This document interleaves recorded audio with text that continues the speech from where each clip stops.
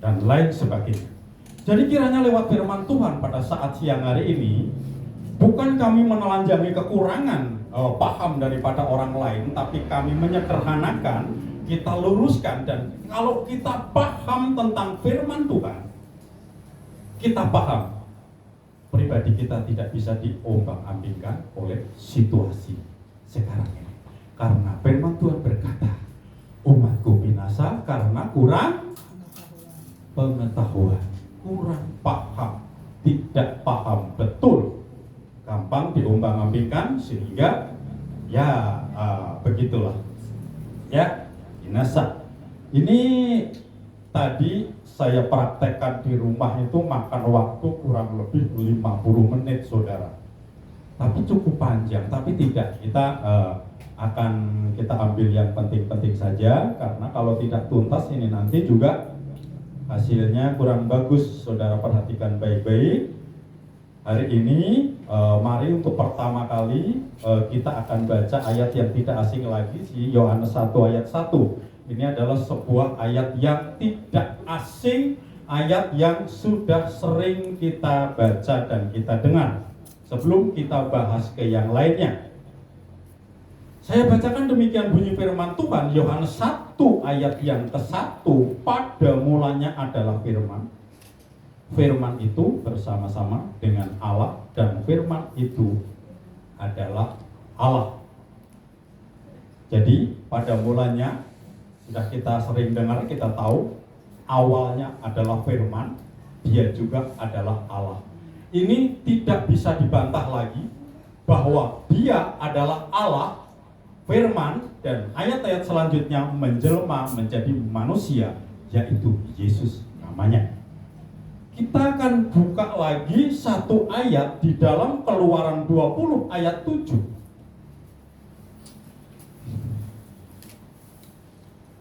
Apa bunyinya di sana? Keluaran 20 ayat 7. Jangan menyebut nama Tuhan Allahmu dengan sembarangan, sebab Tuhan akan memandang bersalah orang yang menyebut namanya dengan sembarangan. Itu adalah bagian daripada hukum Taurat setelah Musa. Jangan menyebut nama Tuhan dengan sembarangan. Apa hubungannya Yohanes 1 ayat 1 ini dengan Keluaran 20 ayat 7? Bapak Ibu Saudara yang dikasihi Tuhan, mari kita cermati, kita perhatikan baik-baik. Saya akan bahas bersama-sama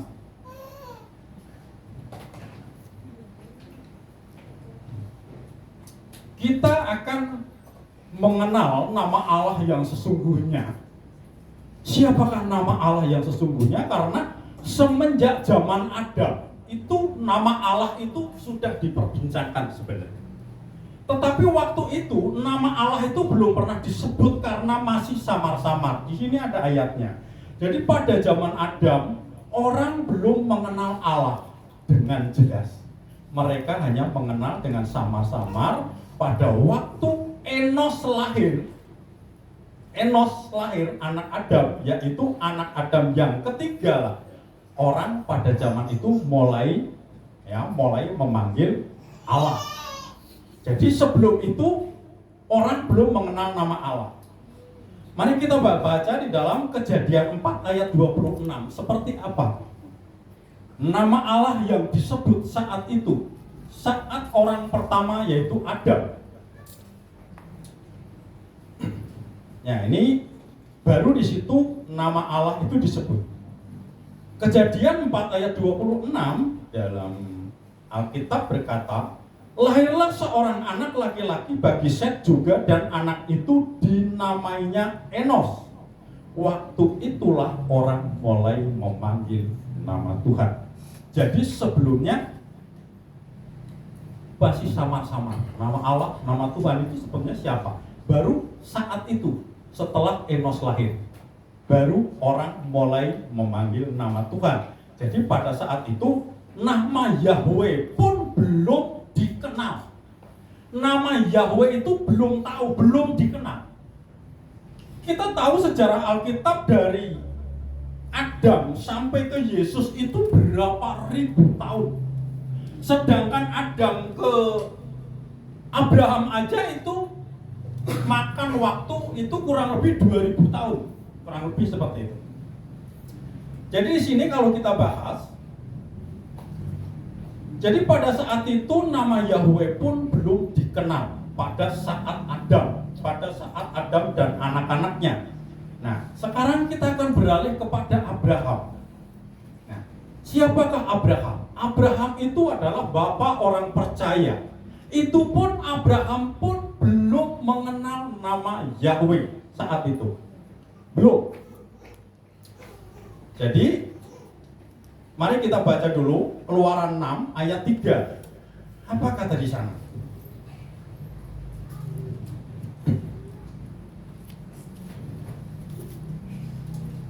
Keluaran 6 ayat ketiga, demikian bunyi firman Allah, Aku telah menampakkan diri kepada Abraham, Ishak dan Yakub sebagai Allah yang Maha Kuasa, tetapi dengan namaku Tuhan, aku belum menyatakan diri. Jadi waktu itu Allah menampakkan dirinya kepada Abraham, dia mengaku bahwa namanya adalah Tuhan dengan huruf besar. Tuhan dengan huruf besar ini kalau kami terjemahkan di dalam ejaan bahasa Inggris, Tuhan yang dimaksud di sini tulisan Tuhan huruf besar itu adalah Yahweh. Tapi di sini belum dikenal. Aku belum menyatakan dirinya. Jadi Allah pun belum mengakui namanya, baru aku Tuhan. Jadi perhatikan, sebagai Allah yang Maha Kuasa, Allah yang Maha Kuasa di situ adalah siapa? Allah yang Maha Kuasa, El Shaddai. Allah yang Maha Kuasa. Jadi nama Allah pun saat itu masih samar-samar sebetulnya. Allah sendiri belum menyatakan dirinya itu siapa namanya. Tetapi kita telah belajar, kita sudah tahu bahwa di dalam Yohanes 1 ayat 1 tadi, awalnya adalah firman, dan firman itu menjelma menjadi manusia. Jadi itu memang Yesus itu sudah disediakan semenjak dunia ini belum dibuat. Pernah kita belajar, dunia belum dijadikan, Yesus itu sudah ada. Nah, untuk itu, tapi Yesus belum menyatakan dirinya, Allah belum menyatakan nama dirinya. Ya. Jadi sebagai Allah yang Maha Kuasa di situ adalah El Shaddai. Jadi Abraham hanya mengenal Allah sebagai Allah yang Maha Kuasa. Itu menurut versi Keluaran 6 ayat 3. Jadi Abraham sendiri memanggil Allah yaitu dengan panggilan Allah yang Maha Kuasa. Nah, sekarang mari kita belajar sedikit-sedikit karena ini saya ngambil terjemahan bahasa Inggris. Di dalam Keluaran 6 ayat 3, kalau di dalam bahasa Inggris di sini dikatakan, and I appeared unto Abraham, unto Ishak, unto Yakub by the name of God. By the name of God. Ya, ini sangat jelas sekali di sini. Al-Mihti.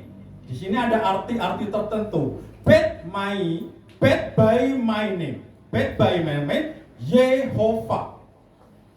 Was I not know to them. Aku belum menyatakan diriku. Yehovah.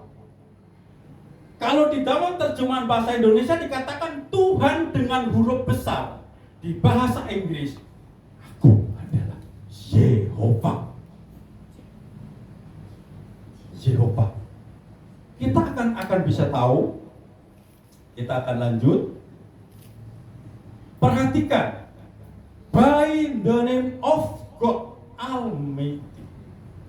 Kalau dilihat dengan jelas, kata God itu di situ ada kode di dalam bahasa Inggris diawali dengan huruf H yang artinya Hebron. Hebron itu adalah terjemahan Yunani Indonesia Hebron yang ini di situ dikatakan God di sini adalah yang digunakan adalah kata L. God di sini dikatakan dengan jelas di bahasa Inggris, by the name of God. Nah, ini ada dua kata, God sama Almighty. God ini di dalam terjemahan Yunaninya di sana adalah El. Nah, dari kata Elohim, El itu Elohim. Perhatikan baik-baik, ini sangat penting supaya kita mengerti, terlebih anak-anak muda, jangan sampai ke bawah pelajaran-pelajaran yang membuat kita nanti menjadi kisruh. Jadi artinya kalau kita bicara firman, biarlah firman ini dijawab oleh firman dan firman pun dijelaskan oleh firman. Begitu. Jadi bukan akal manusia dan pikiran manusia. Jadi dari kata Elohim, El itu dari kata Elohim. Dan di sini ada Almighty, itu juga awalnya dikasih abjad H, Hebron. Kata yang digunakan di situ adalah Sadek. Jadi El Sadek, Allah Maha Kuasa.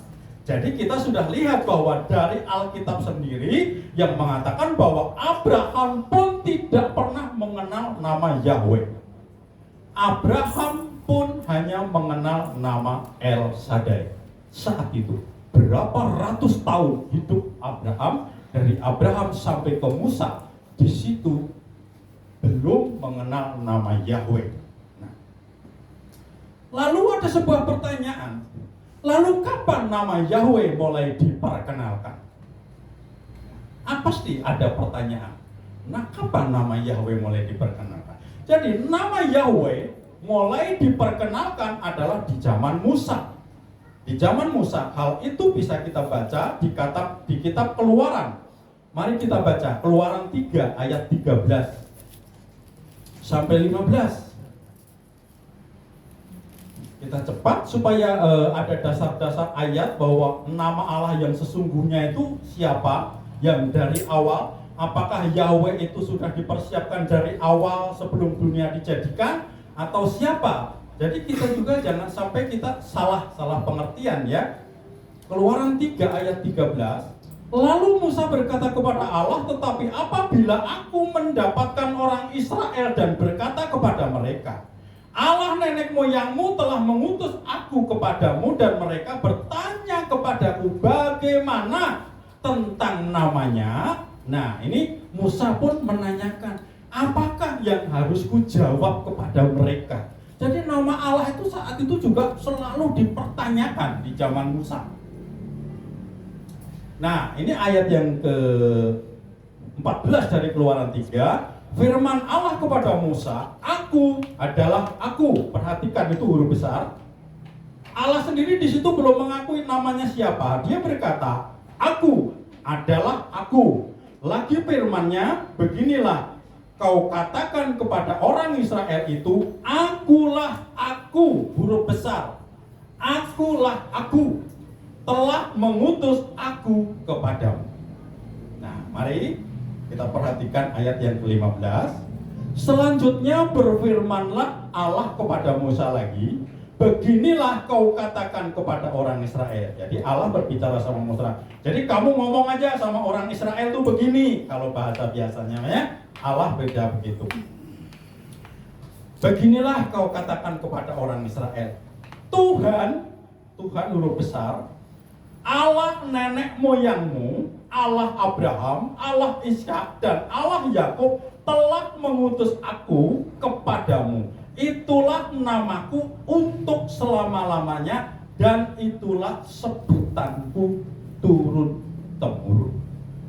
Tuhan itu adalah nama sebutan, Yahweh itu adalah nama sebutan. Jadi sebutlah aku Tuhan ataupun Yahweh itu di zaman Musa. Ini ayatnya. Perhatikan kata-kata di Keluaran 3 ayat 15 ini. Jadi Tuhan huruf besar, Allah nenek moyangmu, Allah Abraham, Allah Ishak, dan Allah Yakub telah mengutus aku kepadamu. Perhatikan kata-kata Tuhan dalam huruf besar itu. Jadi mari kita nikmati. Kalau di situ di dalam terjemahan bahasa Inggris itu adalah Tuhan yang huruf besar itu Yahweh. Namanya Yahweh.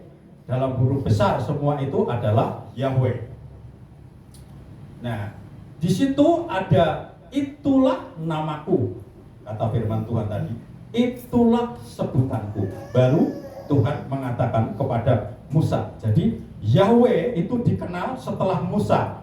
Dari Abraham ke Musa itu Yahweh belum dikenal. Dan di sisi yang lain dikatakan bahwa nama Yahweh itu adalah nama yang dikenang atau sama memorial. Nama memorial itu pun kalau kita membacanya dalam ejaan bahasa Inggris. Kalau bahasa Indonesia nama Yahweh itu nama yang dikenang. Kalau di terjemahan bahasa Inggris itu nama memorial, dikatakan memorial. Di dalam Hosea 12 ayat 5 di sana dikatakan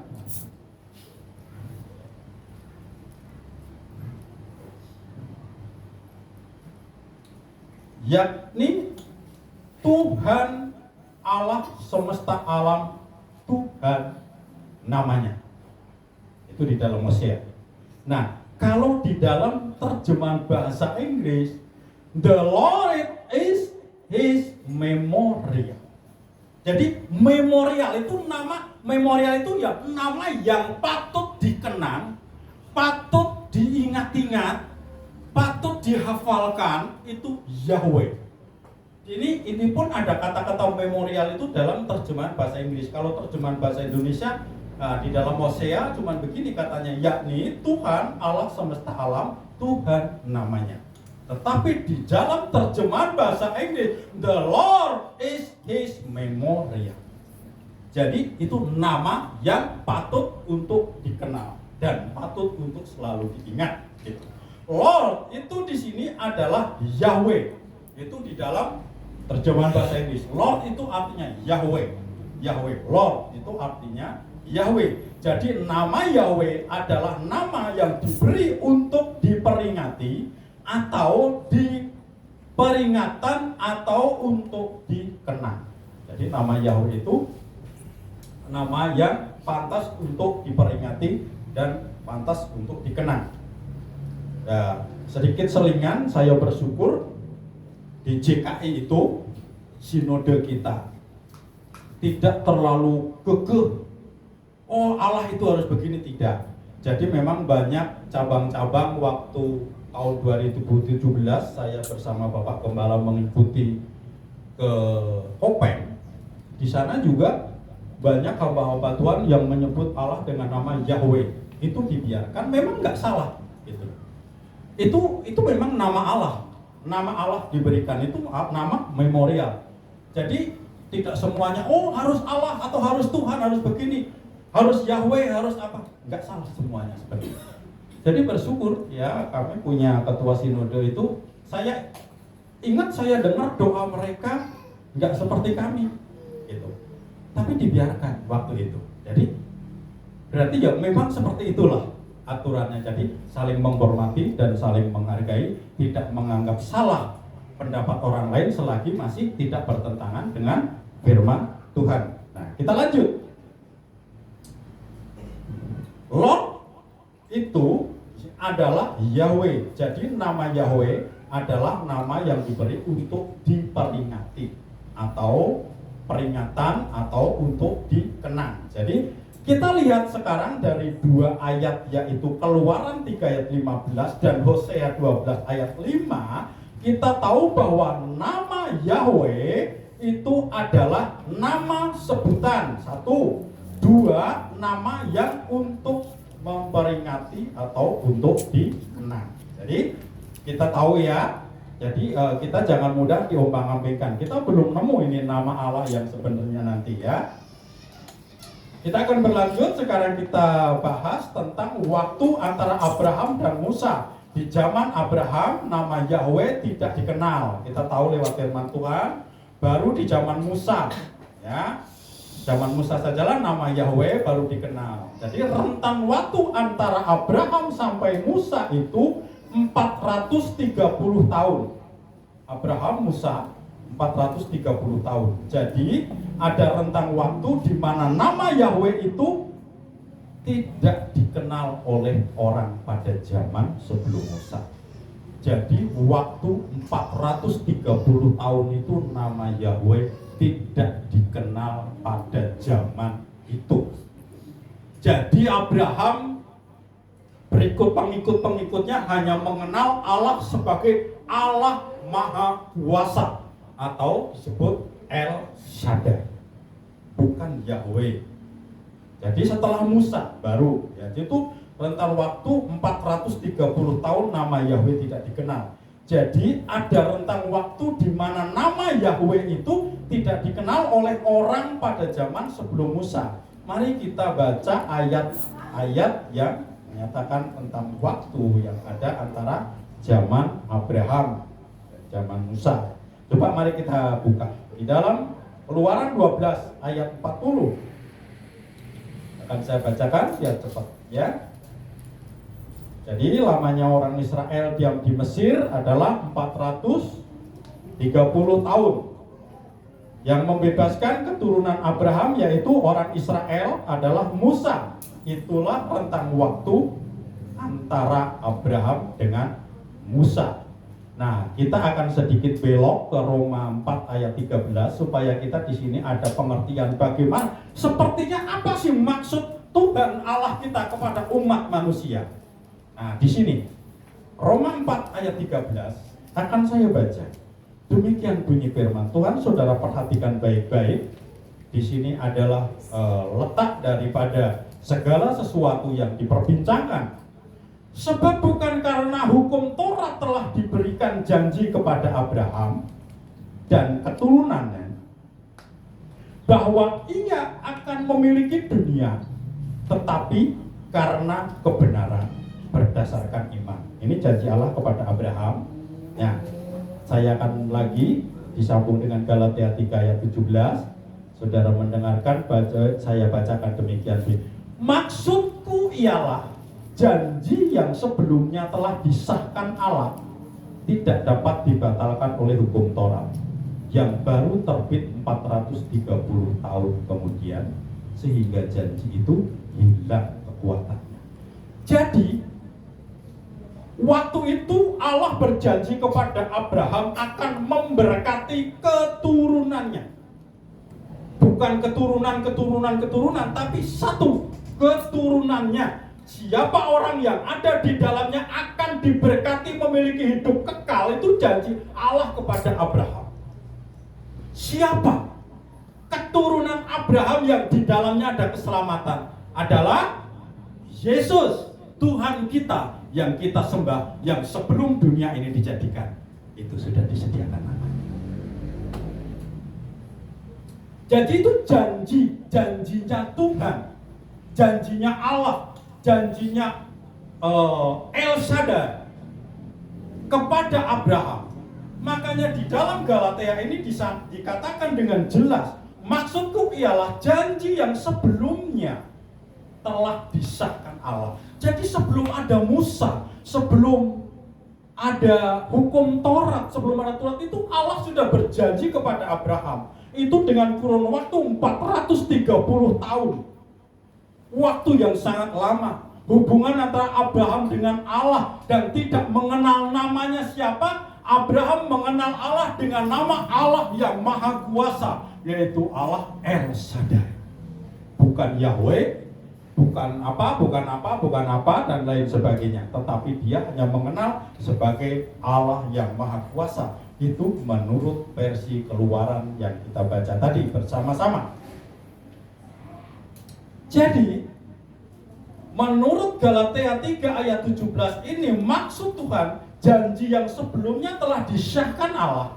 Jadi sah, tidak dapat dibatalkan oleh hukum Taurat. Jadi hukum Taurat itu tidak bisa membatalkan perjanjian Allah dengan Abraham.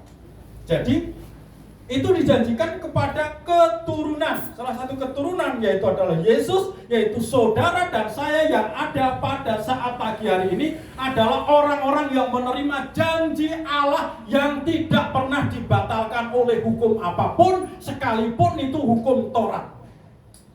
Janji Allah kepada Abraham, kepada saudara dan saya.